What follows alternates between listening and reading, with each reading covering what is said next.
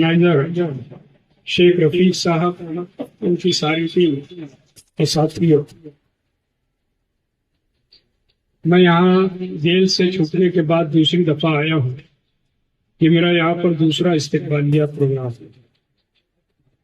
मैं आप तमाम ही लोगों का शुक्रिया अदा करता हूँ कि आप लोगों ने हम लोगों का आज यहाँ पर इस्तकबालिया प्रोग्राम रखा, कुछ सोच समझ कर रखता हूँ, वरना हमको जेल जो भेजा गया वो ही कि अपने मकसद में कामयाब तो हो।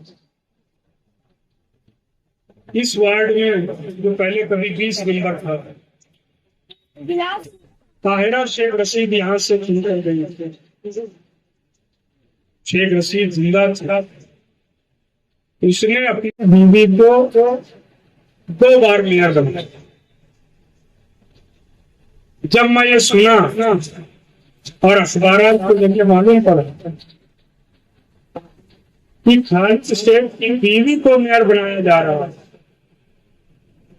तो मैं एक लम्हे के लिए सोचने पर मजबूर हो गया। शेख रशीद की बीवी शेख अली की दूसरी वालदा, उसके साथ नाइंसाफी की गई। इस पर एक लम्हे के लिए मैं अफसोस करूं। आज उस परिवार शेख रशीद खाजवादे के परिवार की सबसे अहम जिम्मेदार ताहिरा शेख थे, लेकिन हुकूमत अमली से रिक्शे का जो ड्राइवर है शेख आसिफ, या कहना चाहिए जिसका कान बंदर जैसा, जिसको कोई टकला भी बोलता, उसने शेख रशीद की दूसरी बीवी को जो नजरअंदाज किया और अपने भाई की बीवी को मेयर बनाया, इससे आप लोग समझ सकते हैं कि उसकी मक्कारी कितनी।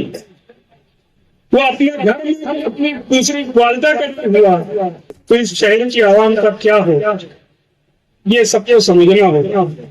ये वार्ड कभी मेयर का वार्ड कहलाता था। इस वार्ड की आवाम ने ताहिरा शेख रशीद को अगर चुन कर दिया है, मैं तो ऐसा सुना हूं कि चुनकर जो आए हैं इस्लाम के नाम पर, ये सब मक्कारी से आए, बड़े जोरों से, धांधली से, दादागिरी से चुनकर जो लोग आए इस्लाम के नाम पर।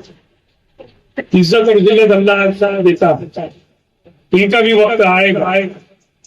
इस वार्ड की आवाम ने यह सोचा था कि हमारे वार्ड की मेंबर मेयर थे, अगर हम लोग को चुन कर दिए तो आगे ये मेयर रहे।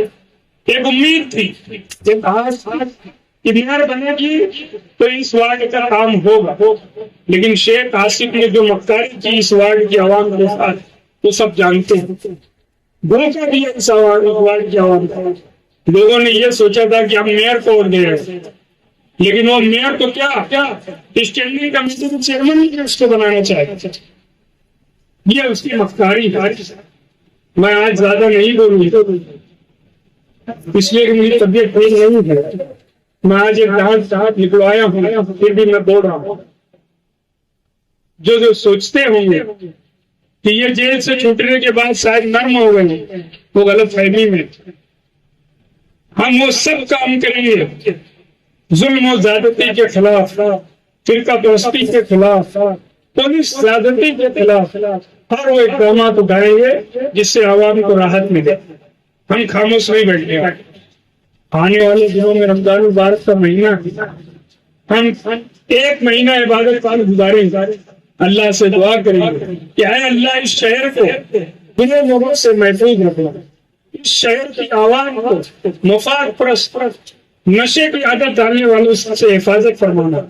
ये हमेशा रमजान मुबारक में दुआ करेंगे और शहर की आवाम से भी गुजारिश करेंगे कि वो लोग भी अपनी दुआ में इस चीज का ख्याल रखें। और जो लोग फिरका परस्तों से मिलकर, ख्याल रखना मैं अब जो बोल रहा हूँ, ये जो इस्लाम लाए हैं ना, ये कुछ उनका अपनी उपज नहीं है, ये सब बीजेपी और आरएसएस की देन है। ख्याल रखना। और अभी जो कुछ हुआ है मेयर चुनाव में, आज देश भर में जो चिल्लाहट, ये कोई ऐसे नहीं हो रही, ये सब बीजेपी और आरएसएस की देन थे। एमआईएम को कमजोर करने के लिए एक मुसलमानों को और खड़ा किया गया और उसको ताकत पहुंचाई जा रही है। वरना बुरके वाली मेयर पे कभी कौन नहीं बनी थी, खुद ये बुरका पहनते थे। और बुरके की बात करा लो, बहुत शरीयत से बात करते हो। जिसको तुम बुरके वाली मेयर बोल रहे हो, बुरका कब अहम माना जाता है? जब उसका चेहरा ढका हो, उस खातून का चेहरा ढका हो जो बुरका पहने। ये तो पूरा चेहरा दुनिया देख रहे हैं। इसको तो यह भी बताया गया कि कोई नौजवान उसको अपने बुरके वाली मेयर, और जो दूसरी बनी अम्मी बच्चे की और ध्यान रखना हो, बच्चा जो अम्मल की पैदाइश है, अम्मल और उसको हम बोले अम्मल ने जो बढ़िया जरा उसको भी बुरका पहना दो। अपनी जिंदगी में कभी बुरका पहनी है क्या? जरा उसकी इस्लाह करो। जो कहा, मैं बाद में सुना जेल से गया होने के बाद कि 4 बच्चे किसके भी साथ चल रहे, जरा उसको इस्लाह करो, उसको भी बुरका पहनाओ। ये सब नाटक इस शहर में बंद होना चाहिए, और उसको बंद करने के लिए हम लोग निकलेंगे। अवामी का साथ चाहता, अवामी ताकत ही सब मसले का हल है। आप लोगों के शुक्रिया के साथ मैं अपनी बात खत्म करता हूँ।